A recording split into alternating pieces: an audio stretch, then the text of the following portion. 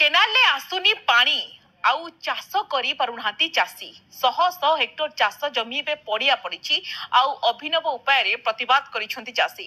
ବିଲରେ ଶୋଇଛନ୍ତି, ପ୍ରତିବାଦ କରୁଛନ୍ତି। ଏଇଭଳି କିଛି ଦୃଶ୍ୟ ବର୍ତ୍ତମାନ ଦେଖିବାକୁ ମିଳିଛି ଜଗତସିଂହପୁର ଜିଲ୍ଲାରେ। ଏଥିସହିତ କେନାଲ ଖୋଳିଛନ୍ତି ଚାଷୀ। ତ ଜଗତସିଂହପୁର ଜିଲ୍ଲାର ସଦର ବ୍ଲକର ଯଶୋବନ୍ତପୁର ପଞ୍ଚାୟତରେ ଏଇଭଳି କିଛି ଦୃଶ୍ୟ ଦେଖିବାକୁ ମିଳିଛି। ପାଣି ଅଭାବରୁ ଚାଷୀମାନେ ଚାଷ କରିପାରୁନାହାନ୍ତି। ଅଭିନବ ଉପାୟରେ ପ୍ରତିବାଦ କରୁଛନ୍ତି। କେମିତି ଆପଣ ଦେଖନ୍ତୁ, ଶୋଇ ରହୁଛନ୍ତି ଚାଷୀ ଏବଂ ଇଏ ହେଉଛି ପ୍ରତିବାଦ। ଇଏକୁ ଅଭିନବ ଢଙ୍ଗରେ ପ୍ରତିବାଦ କରିଛନ୍ତି ଏବଂ ନିଜେ ମଧ୍ୟ କେନାଲ ମଧ୍ୟ ଖୋଳୁଛନ୍ତି, ଯାହାର ଦୃଶ୍ୟ ସାମ୍ନାକୁ ଆସିଛି। ଯେହେତୁ କେନାଲରେ ପାଣି ଆସୁନି, ଚାଷୀମାନଙ୍କର ଦୀର୍ଘ ଦିନର ଦାବି, ଦୀର୍ଘ ବର୍ଷର ଦାବି। ଶହ ଶହ ହେକ୍ଟର ଚାଷ ଜମି ପଡ଼ିଆ ପଡ଼ିଛି, ଯାହାଫଳରେ ଚାଷୀମାନେ ପାଣି ଅଭାବରୁ ଚାଷ କରିପାରୁନାହାନ୍ତି ଏବଂ ଚିନ୍ତିତ ଅଛନ୍ତି।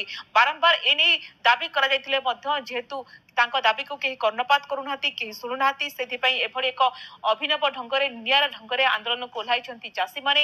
ଏବଂ ଚାଷୀ ବର୍ତ୍ତମାନ ଯେହେତୁ ଦେଖିବା କି ଜମିକୁ ପାଣି ଆସୁନି, କଣ କରିବେ, ଯାହାକୁ ନେଇକି ସେମାନେ ଚିନ୍ତିତ ଏବଂ ନିଜେ କୋଉଭଳି ଭାବରେ ସମସ୍ତେ ଏକତ୍ରିତ ହୋଇ କେନାଲ ଖୋଳା କାର୍ଯ୍ୟରେ ମଧ୍ୟ ନିୟୋଜିତ ଅଛନ୍ତି। ବର୍ତ୍ତମାନ ସ୍ଥିତି କଣ ଅଛି, ଆମ ସହିତ ସରୋଜ ସାହୁ ଆମ ପ୍ରତିନିଧି ଆମ ସହିତ ଯୋଡି ହୋଇଛନ୍ତି। ସରୋଜ, ଆମେ ଦେଖୁଛୁ ଚାଷୀମାନେ ଅଭିନବ ଉପାୟରେ କୋଉଭଳି ପ୍ରତିବାଦ କରୁଛନ୍ତି, ବିଲରେ ଶୋଇଛନ୍ତି, ନିଜେ କେନାଲକୁ ଖୋଳୁଛନ୍ତି। ତ ପ୍ରକୃତରେ ସେମାନଙ୍କ ଡିମାଣ୍ଡ କଣ ରହିଛି ଏବଂ ପୂର୍ବରୁ ସେମାନେ ବରିଷ୍ଠ ଅଧିକାରୀଙ୍କୁ ନେଇ ଅବଗତ କରିଥିଲେ କି, କିଛି ପ୍ରତିଶ୍ରୁତି ମିଳିଥିଲା କି, କଣ କହୁଛନ୍ତି ଚାଷୀମାନେ?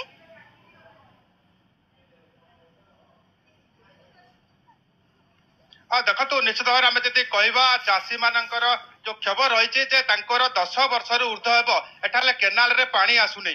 ତେଣୁ ଚାଷୀ ମାନେ ବିଭିନ୍ନ ସମୟରେ ବିଭାଗୀୟ ଅଧିକାରୀଙ୍କୁ ମଧ୍ୟ ଜଣାଇଲେ ମଧ୍ୟ କେହି ଏଥିପ୍ରତି କର୍ଣ୍ଣପାତ କରୁନାହାନ୍ତି। ଚାଷୀ ମାନଙ୍କର କହିବା କଥା ପ୍ରାୟ 10 ବର୍ଷରୁ ଉର୍ଦ୍ଧ୍ୱ ହେବ ଏ ଚାଷ ଜମି ପଡ଼ିଆ ରହିଛି। ତେଣୁ ଯୋଉଠାରେ କି ଧାନ ଫସଲ ହବା କଥା ସେଠି ବର୍ତ୍ତମାନ ପଡ଼ିଆ ରହିଛି। ଚାଷୀ ମାନେ ଯାହା କହୁଛନ୍ତି ଯେ ବିଭାଗୀୟ ଅଧିକାରୀକୁ ଜଣେଇଛୁ, ଯୋଉ ରାଜନେତା ଠାରୁ ଆରମ୍ଭ କରି ଯାହାକୁ ଜଣେଇଲେ ମଧ୍ୟ କେହି ଏଥିପ୍ରତି କର୍ଣ୍ଣପାତ କରୁନାହାନ୍ତି। ଆଜି ବାଧ୍ୟ ହୋଇକି ଚାଷୀ ମାନେ ବିଲରେ ଶୋଇଛନ୍ତି ଏବଂ ଏଇ ଅଭିନବ ଉପାୟରେ ଆନ୍ଦୋଳନ କରୁଛନ୍ତି। ଯେ ପର୍ଯ୍ୟନ୍ତ ତାଙ୍କର ସମସ୍ୟା ଦୂର ନ ହୋଇଛି ସେ ପର୍ଯ୍ୟନ୍ତ ଏଇ ଆନ୍ଦୋଳନ ଜାରି ରହିବ। ଆଜ୍ଞା, କଣ କହିବେ ଆଜ୍ଞା, ଆପଣ କାହିଁକି ଆଜି ଏଭଳି ଅଭିନବ ପ୍ରୟାସରେ ଆନ୍ଦୋଳନ କରୁଛନ୍ତି?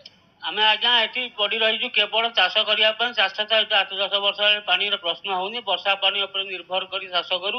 ଏ ବର୍ଷ ଟୋଟାଲି ବର୍ଷାର ପ୍ରଶ୍ନ ନାହିଁ, ଆଉ ନାଳ ଉପରେ ନିର୍ଭର କରୁଛି ଯେ ନାଳ ପାଣି ଏପର୍ଯ୍ୟନ୍ତ ଆମର ଏଠିକି ଆସିଲା ନାହିଁ। ନଡ଼ିଆ ବାଡେଇଲେ ବିଲ ଫାଟି ଯାଉଛି, ଆଉ ଗାଈ ଗୋରୁ ଚରୁଛନ୍ତି, ମଇଁଷି ପିଟିକି ଚରୁଛନ୍ତି। ଆଉ ଇରିଗେସନ ଅଫିସ ଗଲୁ, ତହସିଲ ଗଲୁ, ଗଲୁ, ସମସ୍ତ ପାଖକୁ ସେମାନେ କହନ୍ତି ହଁ ଆମେ କରିଦେବୁ, ପଠେଇବୁ ଲୋକ। ଯୋଉ ସମୟରେ ଫସଲ ହସି ଉଠିବା କଥା ସେ ଏପର୍ଯ୍ୟନ୍ତ ହଳ ହେଇନି କି ଚାଷ ମଧ୍ୟ ହେଇନି।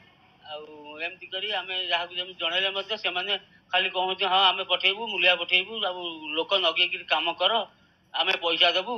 କିନ୍ତୁ ଦେଖା ନାହାନ୍ତି ନା, ଆସିବାର ନାହିଁ ନା କିଛି କରିବାର ନାହିଁ। ଯୋଉ ଚାଷୀ ମାନେ ଯୋଉଙ୍କର ଅଭିଯୋଗ ରହୁଛି ଯେ ଯାହାକୁ ଜଣେଇଲେ ମଧ୍ୟ କେହି ଏଥିପ୍ରତି କର୍ଣ୍ଣପାତ କରୁନାହାନ୍ତି, ଇଏ ଚାଷୀଙ୍କର ଦୀର୍ଘ ଦିନର ସମସ୍ୟା। କଣ କହିବେ ଆଜ୍ଞା, କିଭଳି ଭାବରେ ଚାଷୀ ମାନେ ହତାଶ ହେଇଯିବ?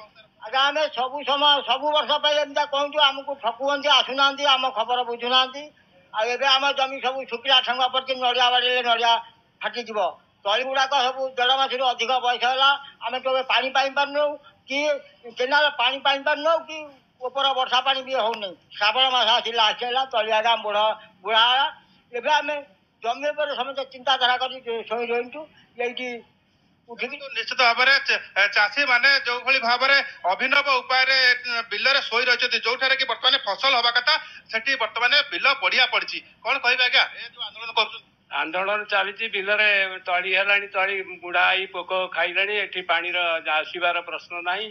ଏଠି 10 ବର୍ଷ ହେଲା ଏଠି ପାଣିର ଆସିବାର ନାହିଁ। ଏମିତି ଜଳସେଚନ ଅଧିକାରୀକୁ କହିଲେ ବି ସେ କହୁଛନ୍ତି ସଫେଇ ହେଇଯିବ, କାମ ହେଇଯିବ, ସେ କିଛି କରୁନାହାନ୍ତି। ଦୀର୍ଘ ଦିନର ସମସ୍ୟା କାହିଁକି ଆଜି ପର୍ଯ୍ୟନ୍ତ ଦୂର ହେଇପାରୁନି?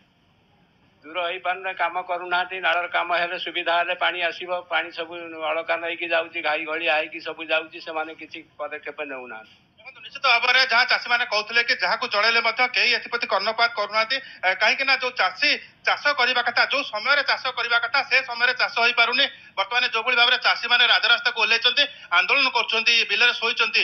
ତେଣୁ ଯୋଉ ଦାବି ରହୁଛି ଆପଣଙ୍କର କଣ ଦାବି ରହୁଛି, କାହିଁକି ଆଜି ପର୍ଯ୍ୟନ୍ତ ପାଣି ଏଠିକି ଆସିପାରୁନି? ଆଜ୍ଞା, ଶୁଖିଲା ଏମିତି ପଡିଛି। ଆମର ଏଠି 50 ଏକର 60 ଏକର ଜମି। ତାପରେ ଦେଖିଲା ବେଳୁ ଆମେ ଏମିତି ଇଏ କରୁଛୁ, ଶୁଖିଲାରେ ମରୁଛୁ, ସୁଧ ଆଣୁଛୁ, ଇଏ କରୁଛୁ, ଏମିତି ନ ଦେବାରୁ ଆଉ ଆମେ ହଇରାଣରେ ପଡୁଛୁ। ଆପଣମାନେ ପାଣି ଟିକେ ସୁବିଧା କଲେ ଆମେ ଟିକେ ଇଏ କରିବୁ।